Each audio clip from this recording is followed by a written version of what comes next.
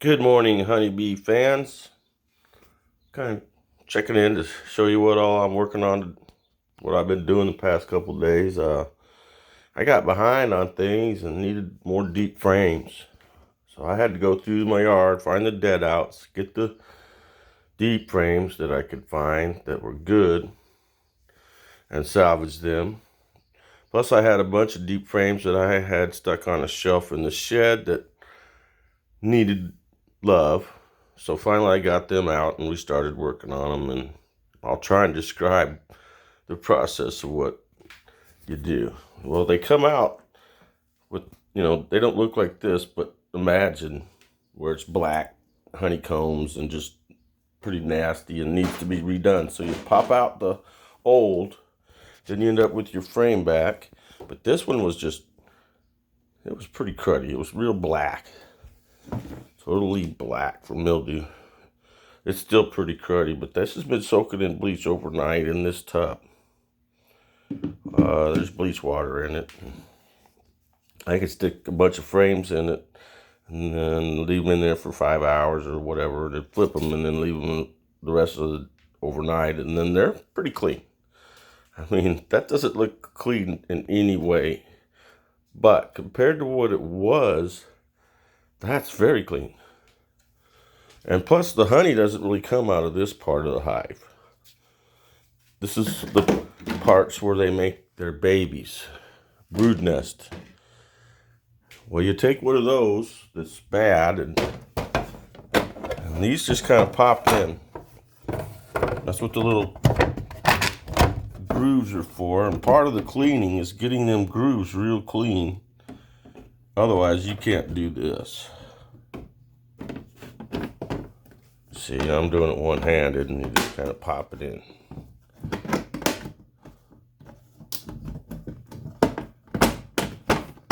You got to get it where it's in there right. You can tell by it's like, that's right. Okay, well, that's what a beekeeper does. The next thing I'll do is take it over here, and I'll heat this up. I'll use this and roll wax on to where this will be really thick coated with wax. When the bees get to it, if it's just plain plastic, they don't really like it much. If you get a nice thick coat of wax on there, they'll take the wax and then pull it and actually make the honeycomb from what you've got on there already. Plus they'll add some more, but the whole idea here is to give them guys a chance. A lot of beekeepers have trouble getting their bees to use this because there's just not enough wax on here. Sometimes you'll put these in a hive and the bees will take the wax off of here and put it somewhere else, and then they'll just ignore it. It really, really helps to put a very thick coat of wax on here. You can put too much on, but you heat this up till it's melted, and then you can use it like paint and just paint it on. And eventually I'll have these all done and go put them on hives with bees. Here's one that I've already done. You can see the wax on it. There's little drips in places and stuff because I really put it on thick. If you get your wax good and hot, it kind of puts a layer on everything. You can see how it's got a layer of wax on everything now. When you're doing this, you want to really make sure you get along this edge, around here, and all around the edges. Because if you don't, the bees will avoid the edges. You gotta kind of focus on that part to get it on the edges. Because if you don't, you'll end up with combs that don't go all the way to the edge. And you want every little square inch of space to be used on these for making more baby bees. If you start counting, I'll try this real quick. do some bee math. I'm pretty sure it's like 43 across. And then 1, 2, 3, 4, 5, 6, 7, 8, 9, 10, 11, 12, 13, 14, 15, 16, 17, 18, 19, 20, 21, 22, 23, 24, 25, 26, 27, 28, 29, 30, 31, 32, 33, 34, 35, 36, 37, 38, 39, 40, 41, 40. It's 43 tall. I knew 43 was one of the numbers. 1, 2, 3, 4, 5, 6, 7, 8, 9, 10, 11, 12, 13, 14, 15, 16, 17, 18, 19, 20, 21, 22, 23, 24, 25, 26, 27, 28, 29, 30, 31, 32, 33, 34, 35, 36, 37, 38, 39, 40, 41, 42, 43, 44, 45, 46, 47, 48, 49, 50, 51, 52, 53, 54, 55, 56, 57, 58, 59, 60, 61, 62, 63, 64, 65, 66, 67, 68, 69, 70, 71, 72, 73, 74, 75, 76, 77. So it's 77 by 43. Okay, somebody get out your calculator and do that. 77 times 43. I can't while I'm running the camera, but that's how many cells are on one side. Or maybe even more, because they actually build a couple more. 43 times 77. Let's write that down. 43 times 77. I'll figure that out later, but let's just say it's 80 times 40 to make it a guess. 40 times 8, that's 3,200. So that'd be about 6,500 on both sides. You do that times 10 and there's 65,000. Okay, if you start figuring the queen can lay, say, 2,000 a day, and you do 65,000 divided by 2, that's how many days? About a month. So it takes her about a month to go around in a circle in this hive if she's using every single cell to lay eggs. She can't, because they kind of keep the little food around the edges. But either way, one of these deep boxes, if it's right and has good honeycombs, it's completely adequate for a bee nest. It doesn't have to be a double deep. If you run double deeps, you'll end up with the outside two frames, usually your honey. And the bee nest is only using the middle of the box. Well, that's good if you're in the winter that way. I've gotten old and I don't want to go through double deeps. That's 20 frames every inspection.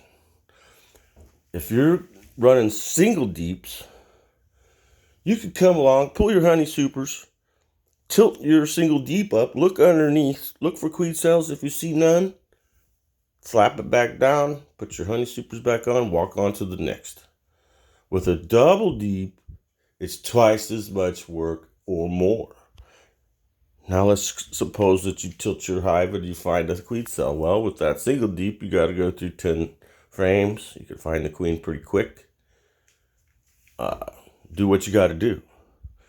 With 20 deep frames, it's a lot more work to find that queen. And then if you've got queen cells, you've got more. It's just a bigger problem. And it's really the right way to do it is double deeps.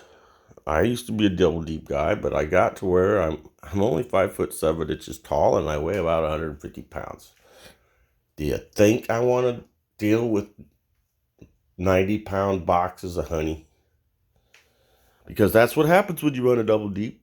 The queen gets down to the bottom and runs her little thing, just like I was saying. There's plenty of room, and then they fill the top one with honey, to where you got to move that sucker just so you can look at the bees. I don't like that. I watched the Canadian Beekeepers blog. Ian Stepler, that guy has figured this out, and that's what he does, and I'm kind of following along with what he does. Sure, he's running all deeps. So he has double deeps at times, but he's only doing that to get brood into the upper one so that he can separate with an excluder, and then they fill it with honey. I'm doing pretty much what Ian does, except I use medium supers. Really, that's about the only thing different, and I don't winter my bees in a shed. I live in central Illinois. He lives way the heck up in Canada, probably 500 miles north of me, where they have real winter. We have winter here. It's real. It's Arctic. It gets below zero for days at a time. Not like Canada, though. And we have a complete different set of problems. Moisture is a big problem for us because we have days where it freezes and thaws. Freezes and thaws, freezes and thaws, freezes and thaws. That's got to be tough on bees. For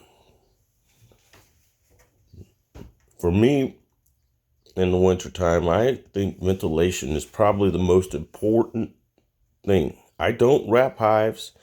I don't insulate them. They're bees. They live in hollow trees that aren't insulated. Sure, they might have thicker wood, but really wood isn't that great of an insulation. They're bees. They're bugs. They take care of themselves. I have a theory that the more you pamper them, you create other problems. These moisture problems that people have, a lot of times are caused by them trying to keep the bees warm or whatever solution they came up with. A lot of times the end result is condensation. And if you've got stuff that looks like that, that means you need to focus on ventilating better. You can see how some of mine are. Well, obviously this came from a hive that was well ventilated. Little thing like that makes a big difference, see? I imagine this stuff was in a hive that didn't have a feeding shim and didn't have a hole in the top. Usually I have a little thing on top, a little thing about this tall that has a hole right here. So air could come out. All that moisture goes out through that little hole. Very important. Kind of made this into way more video than it needed to be, but I explained some bee things. Hope y'all have a great day. It's still only 6:30 in the morning. I'm getting ready to go out and do a few bee things before it rains. I hope. Nothing ever goes as planned. You just kind of go. So when your spare time, you're constantly getting together odds and ends and getting them clean, because you never know what you're going to need. You just got to have it when you need it, though. So beekeepers tend to do a little bit of running around looking for stuff. If it's raining, I'm trying to get organized. Have a great day. God bless you.